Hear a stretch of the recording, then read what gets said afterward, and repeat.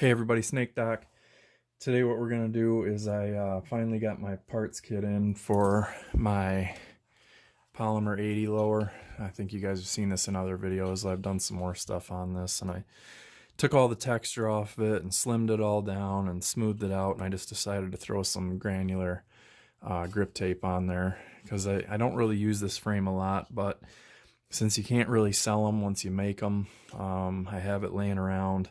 And I just did some texturing right here with the Harbor Freight wood burner. And so what I'm going to do is I picked up a parts kit, a lower parts kit. This is the smooth face trigger. You can see that's from like the 1722. Just a factory trigger bar.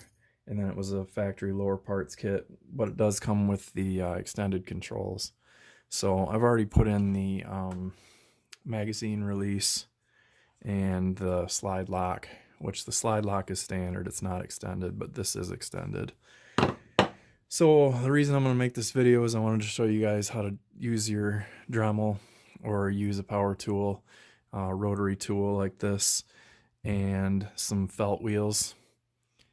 Here we have two different sizes of felt wheels. You can see these are just cotton texture, and then they thread onto that shaft. And what we're going to do is we're going to polish this is just a standard connector, and we're going to do the 25-cent trigger job, as it's called. What I use is white jeweler's compound. This is a bar of white jeweler's rouge. I also have red. The red is a lot more dense, and I find the white works quickly and effectively. So when the tool's on, you aren't going to be able to hear me, so I'll just show you the way I do this, and it really only takes seconds here. So just have a rag or some kind of cloth to wipe off any excess compound after you do it. And as you're loading your buff, it will sling some of the compound off, especially if you're using like Mother's Mag or one of the paste style compounds as opposed to a bar. But you'll see that the heat of this wheel, when I turn that on, that friction, that heat, it basically melts that rouge, and then it picks it up into the wheel, and then you just start buffing. So I'm going to show you how I do it, and then I'll show you the results. So you saw how dark and gray that is, and you can see it's flat. There's really no sheen coming off of it. And I'm going to polish quite a bit of this. Really, this is your articulating surface. This is, and the back side is right there. And then I do the top of the, sorry, you couldn't see that. The top of the ramp that depresses the striker plunger safety. And then front side and back side of this rides against the connector and goes down. So you want to get the underside of that, and I get that whole face where these two articulate against each other, and then you want to grease that before assembly. And so I won't do like the whole body on this one, I'll just do the end, and then this I'm going to do quite a bit. I'll actually do the whole outside of the trigger bar because that glides against the frame. So I'm going to get going on that. Enough talk.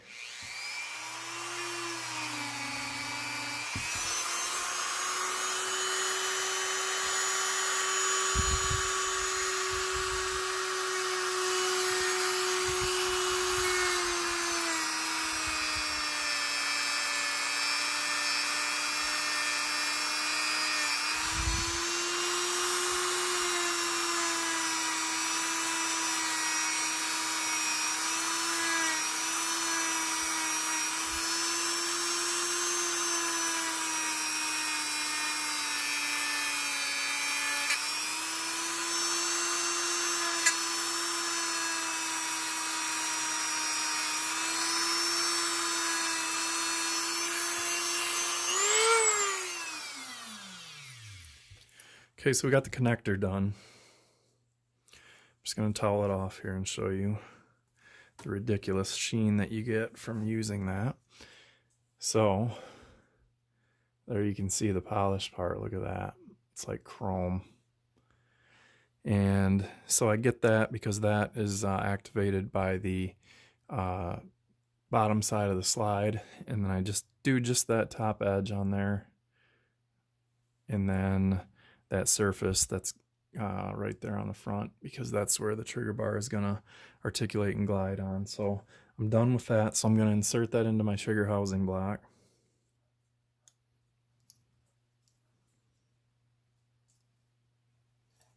And you just want to give it a solid push and push at the very bottom, so you can see it on there that it tilts away. You can see how that tilts away, and then there's a gap there, and that's because it has a springing action there. So that's good. I'm going to show you guys the grease process too. So let's just take a little bit of, I'm going to grab just a dab of grease. I just have a syringe here with some grease in it. And what I do is I take a toothpick and I just get a little bit of grease coming out the end of that syringe.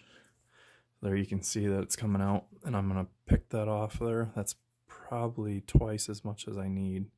I'm just going to take that glob right here, and I am going to smear it on that articulating area and get the underside of that ridge.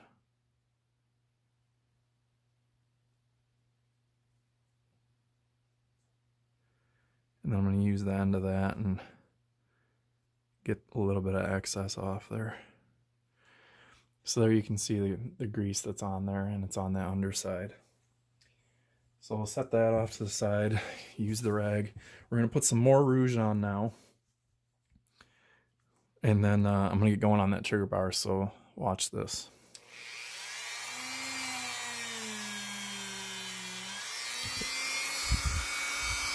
You can see that I run that on between 2 and 3.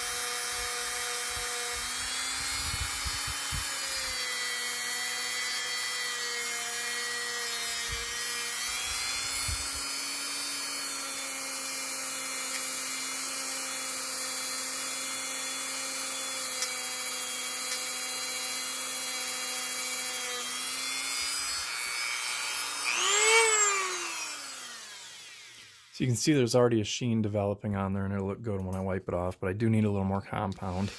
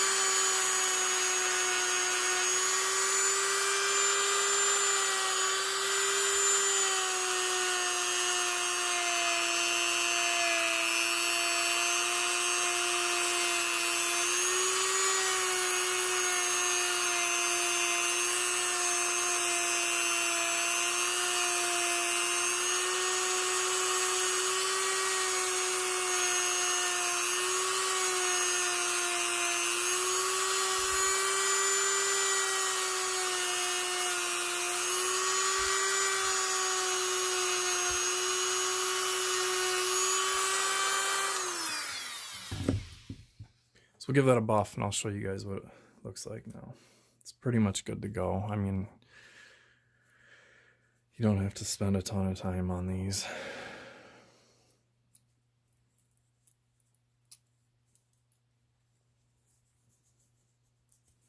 There's the depression in there, so you just want to make sure that you use the edge of your cloth in there and make sure you get all that compound out if there's any in there. And now we can see our ridiculously shiny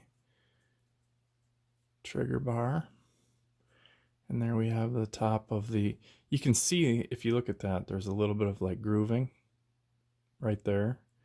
And you could take a ceramics stone of, you know, and polish that.